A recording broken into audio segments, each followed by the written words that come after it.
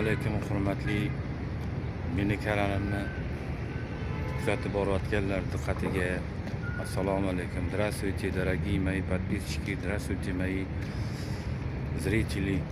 Сегодня я вам хочу показать братскую могилу, где находится Республика Узбекистан, в городе Ташкенте, мемориал братской могилы.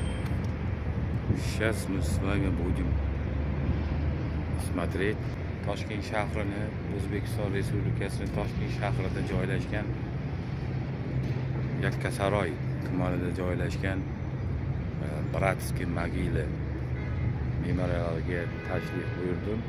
Hozir sizlarga men shu yerda joylashgan hamma narsalarni ko'rsatib boraman. Прошу вас строго не судить. Я плохо говорю на русском языке, иногда я могу с акцентом и неправильно могу объяснить. Поэтому заранее извиняюсь. В платформе YouTube есть настройки перевода на русский язык или на английский. Настройте на свой язык, пожалуйста. Я буду и на русском, и на узбекском говорить. Начинаем. Мемориальный комплекс «Братские могилы». Братские могилы – воинское кладбище-мемориал в городе Ташкенте, Республики Узбекистан. На кладбище захоронены тела 1399 солдат и офицеров, в числе которых 27 героев Советского Союза, умерших в ташкентских эвакуационных госпиталях в годы Великой Отечественной войны. В настоящее время мемориальный комплекс «Братские могилы» является одной из популярных достопримечательностей города. Традиционно, ежегодно 9 мая здесь проходят торжественные мероприятия с участием узбекистанских военных и иностранных гостей. В 2016 году на территории мемориального комплекса впервые в Узбекистане была проведена акция «Бессмертный полк». В годы войны Ташкент играл важное значение не только как тыловой город, но и как медицинский центр, в который доставлялись раненые солдаты и офицеры с фронта. Так, только главный военный госпиталь Среднеазиатского военного округа за 4 года принял около 36 тысяч человек. Всего в городе было сформировано 20 эвакуационных госпиталей общей вместимостью 7650 мест, под управлением санитарного отдела Народного комиссариата обороны СССР. Эвако-госпитали 340, 1264, 3661, 3664, 3667, 3668, 3669, 3957, 3958, 3961, 4105 проводили захоронения умерших от ран военнослужащих на территории нынешнего расположения мемориального комплекса. Всего в 1941-1945 годах здесь было захоронено 600 солдат и офицеров. В начале 70-х годов прошлого века руководством Узбекистана было принято решение о возведении на территории воинского кладбища мемориала, приуроченное к 30-й годовщине Победы и переносе на него останков солдат, захороненных в годы войны на Боткинском и Домбрабадском кладбищах Ташкента. Перезахоронения останков начались в 1971 году. Мемориальный комплекс «Братские могилы» был возведен по проекту архитекторов Афанасьева и Адамова, скульпторов Рябцева и Лунева. По замыслу авторов экспозиция комплекса разбита на две части. Первая посвящена городам-героям, а вторая часть – воинское кладбище. От центрального входа села улицы Шатар-Уставели начинается широкая лестница, аллея городов-героев. Каждый из 10 лестничных маршей увенчан гранитной стелой с высеченным названием города. В основаниях стел находятся урны с землей, которая была привезена из Бреста, Волгограда, Киева, Керчи, Ленинграда, Минска, Москвы, Новороссийска, Одессы и Севастополя. Аллея заканчивается основной площадкой, на которой водружен венок славы. На плитах воинского кладбища высечены более 1500 имен. С обеих сторон от чаши вечного огня находятся бюсты героев Советского Союза Усманова и Малясова. Венчает мемориал, установленная на возвышенности скульптура «Скорбящая мать». Всего на братских могилах захоронено 1399 солдат и офицеров, в том числе 27 героев Советского Союза, некоторые из которых были похоронены здесь уже после открытия мемориала. В 2005 году в мемориальном комплексе был перезахоронен герой Советского Союза генерал-майор Сабир Рахимов.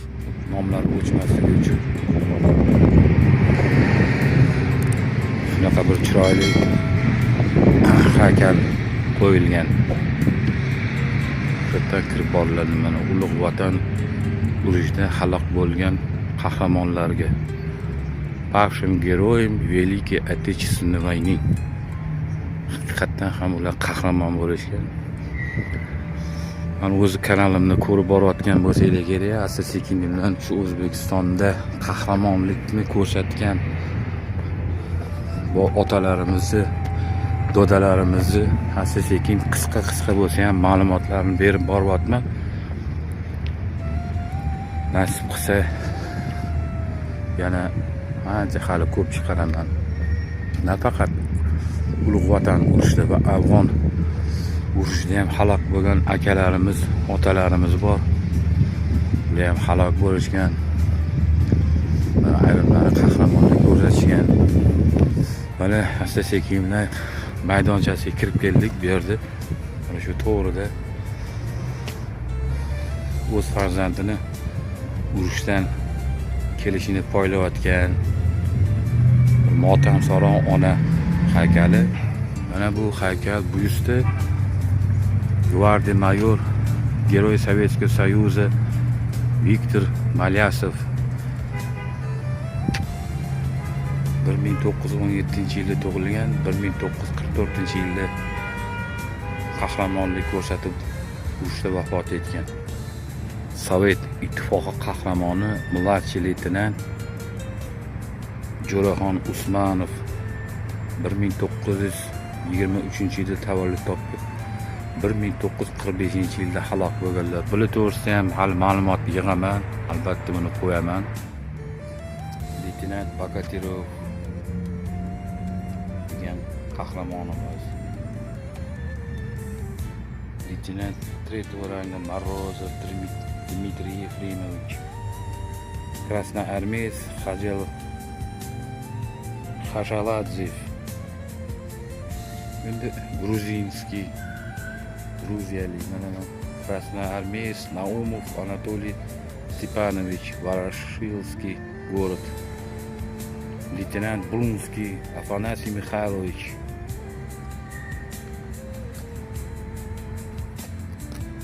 Mладший leytenant Podobed Yevgeniy Fedorovich Severokavkaz. Xullas juda ko'p sobiq SSR davlatida yashab o'tgan ko'p askarlar, ofitserlar vafot etishgan urushda qahramonlik ko'rsatishgan. Shularni ismlari mana shu yerga yozib, toshga yozib qo'yishgan. Leningraddan ham bor ekan mana.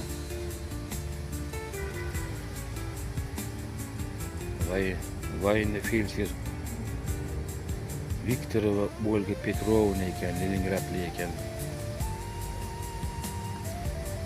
Aylangani kesinglar, ko'rgani kesinglar, juda ko'p. Hozir bularni videoga har bittasini olib chiqargan bo'lsangiz, mana военный texnik Kulikov Mikhail, город Moskva.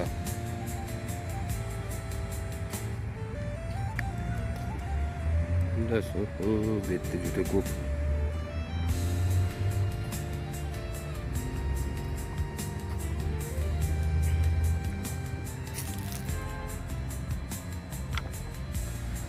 General Sobir Rahimov. O'zbek generali deyishadi. Sobir Rahimov. Герой Советского Союза. Gvardiya general-mayor 1902-1945-yilda vafot etgan bu inson qahramonlik ko'rsatganlar, ya'ni o'zlarini komandovat qilgan o'sha huquqlar bilan ancha jang bo'lgan va shu jangda og'ir yarador bo'lib urushni g'alabasigacha ko'rolmaganlar. Boya ko'rsatganda motamsaron ona. Mana bu yerda ham shu Vatan urushida halok bo'lganlarning xotirasiga bahslab qo'yilgan ancha-muncha askarlarni, ofitserlarni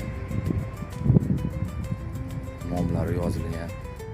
Motamsaro onaning orqa tarafida ham Ulug' Vatan urushida halok bo'lganlarni davomi, ya'ni o'sha nomlari yozilgan qabr toshlar juda ko'p davlatlar o'sha sobiq SSR davrida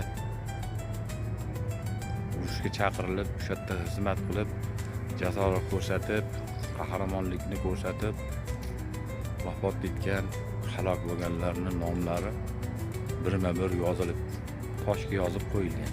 Mana bu yerda bittasi turibdi. Mладший leytenant Vlasov Vasiliy Andreyevich. Mana bu Radovoy Ashurov, Surxondaryolik. Krasnoarmeysk Terentyev Alexander Mikhailovich, Moskovskая область. Kursant Bekimov Muslim, Kızılordenskaya область. Старший лейтенант Коновалов Николай Павлович, Ставрополь. Красноармеец Рыбин Сергей Наумович, Куйбышевский город, написано здесь. Красноармеец Иван Яковлевич, город Ростов.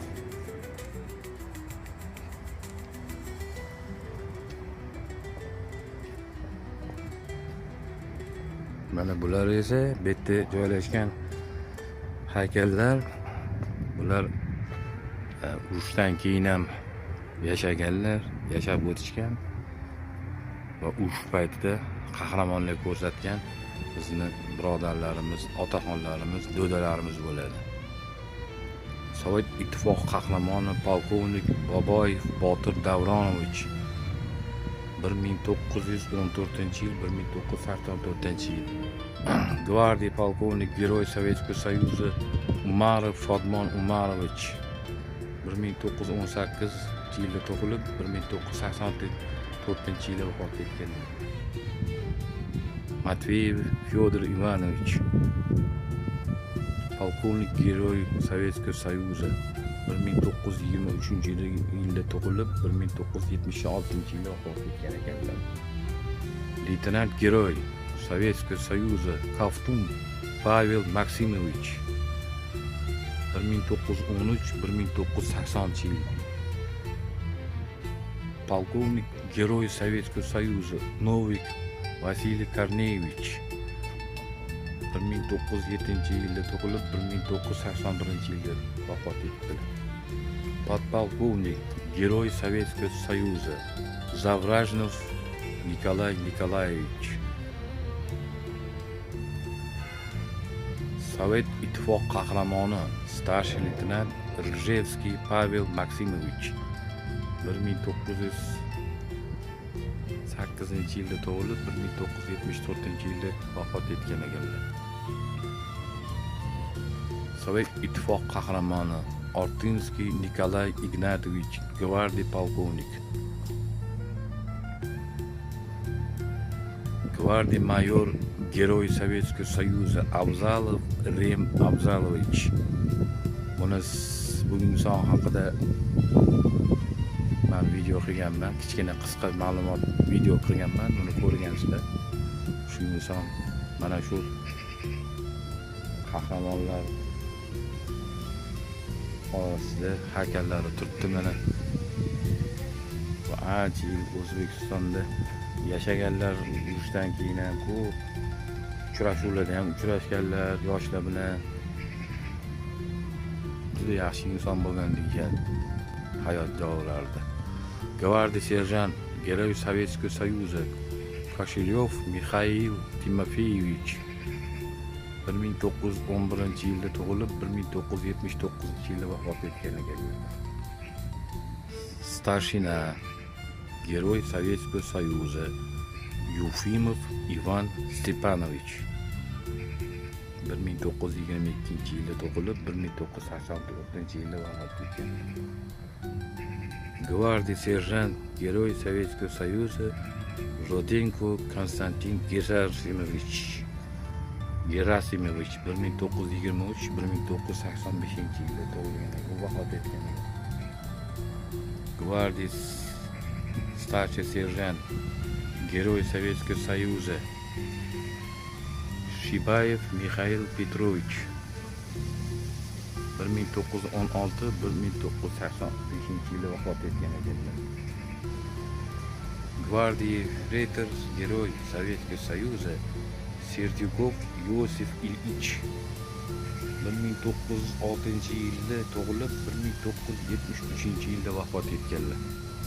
Sovet ittifoq qahramoni, gvardiya serjanti Kuznetsov Viktor Petrovich. Sovet ittifoq qahramoni, gvardiya starshinasi Gulin Yuriy Ivanovich 1986-1988-yilda vafot etgan ekanlar. Buni qahramonlarimizdan ayrimlari, lekin bular qahramonlarimiz O'zbekistonda juda ko'p. Bular endi o'sha urush tugagandan keyin harbiy bo'limlarda, ichki ishlarda ishlashgan. Yoshlarga ustozlik qilishgan. Mana bu yerda ham ancha-muncha vafot etganlarni ommalarni saqlab qo'yish maqsadida qabr toshlari.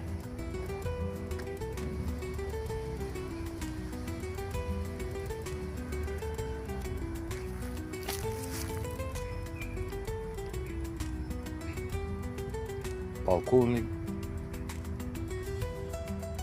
Bordnikov Kuzma Andreyevich Namangan shahrida tug'ilgan ekanlar. 1898-yilda tug'ilib, 1945-yilda halok bo'lgan ekanlar.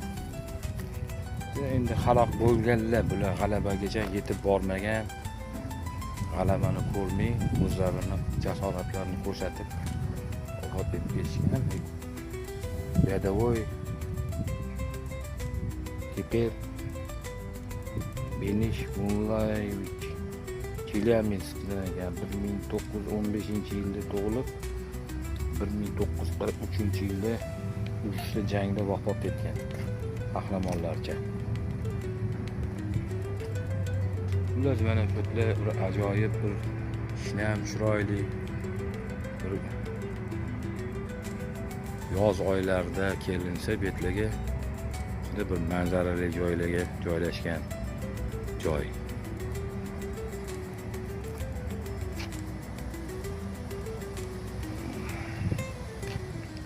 Ma'lumotlarda yozilishicha, O'zbekistondan ancha-muncha yigitlarni ulug' vatan urushiga chaqirilib, ulug' vatan urushida o'zlarini jasoratlarini ko'rsatishgan, o'zlarini vatanlarini himoya qilish uchun jangga otlanib, hech narsadan qo'rqmasdan fashist gazandalari bilan olishib halok bo'lganlar ancha-muncha juda ko'p. Qora xatlar kelgan o'sha paytda va kinolarda ko'rgansizlar, ayniqsa shu Leningrad blokadasida juda ko'p yosh bolalarni O'zbekistonga evakuatsiya qilingandan shulardan ko'p oilalar o'zlariga olishgan. O'zbekiston viloyatining boshqa viloyatlarida ham Leningraddan blokadasidan kelgan bolalarni o'zlariga farzanddek qabul qilib, ularni yuvib, tarab, ularga kerak bo'lsa ta'lim ham berishgan. O'sha Leningrad blokadadan keyin, urush tugagandan keyin ham Leningraddan kelgan yosh bolalar shu yerlarda qolib ketishgan, shu yerlarda yashashgan, oila qurishgan, farzandlar ko'paytirishgan. Ular O'zbekistonni o'zlarini vatanidek ko'rganlari ham bor. Urush tugagandan keyin yana o'zlarini Leningrad shaharlariga qaytib ketganlari ham bor va ularni farzandlariga ham O'zbekistonda bularni to urush tugaguncha boqib olgan oilalarni yaxshi taraflarini va qilgan yaxshiliklarini eslab o'tishgandir. Lekin negadir oxirgi paytda ular eslaridan chiqib qolishyapti, chunki bu zamonlarni, o'sha zamonlarni ko'rgan, qiyinchiliklarni ko'rib o'tgan shajara, ya'ni avlod o'tib ketdi-da. Bularga shu O'zbekiston ahli qanaqa yaxshiliklar qilganini, qanaqa bir muruvvat ko'rsatganlarini biladiganlar o'tib ketdi. Shuning uchun ko'plari esdan chiqib, O'zbekiston haqida bunaqa har xil bir bo'lmag'ir fikrlarga bormasligi uchun mana shunaqa bir video tayyorlab chiqarishga qaror qilyapman va asta-sekinlik bilan mana shu Toshkent shahrida va boshqa davlat, boshqa viloyatlarda yashab o'tgan va mana shunaqa bir memoriallar bo'lsa, albatta borishga harakat qilaman. Uning uchun sizlar meni kanalimni rivojlanishi uchun sizlarning yordaminglar nimadan iborat? Kanalimga obuna bo'lib qo'yish va bitta like bosib qo'ysanglar bo'ldi.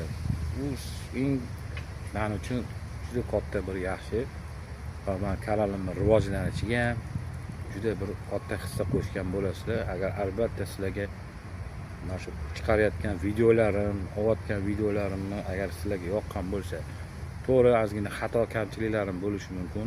Men ham endi boshlab ko'ryapman bu narsani. Agar xatolarim bo'lsa uzr so'rayman. Keyingi videolarimda xato gapirmaslikka yoki noto'g'ri gapirgan bo'lsam, o'z betlarda noto'g'ri ma'lumot bergan bo'lsam, izohlarda yozib qoldiringlar. Hammanglarga rahmat. Tomosha qilganingiz uchun rahmat. Videoga like bosib qo'yasiz. Obuna bo'lmagan bo'lsanglar, obuna bo'linglar va do'stlaringizga ulashib qo'yinglar. Rahmat.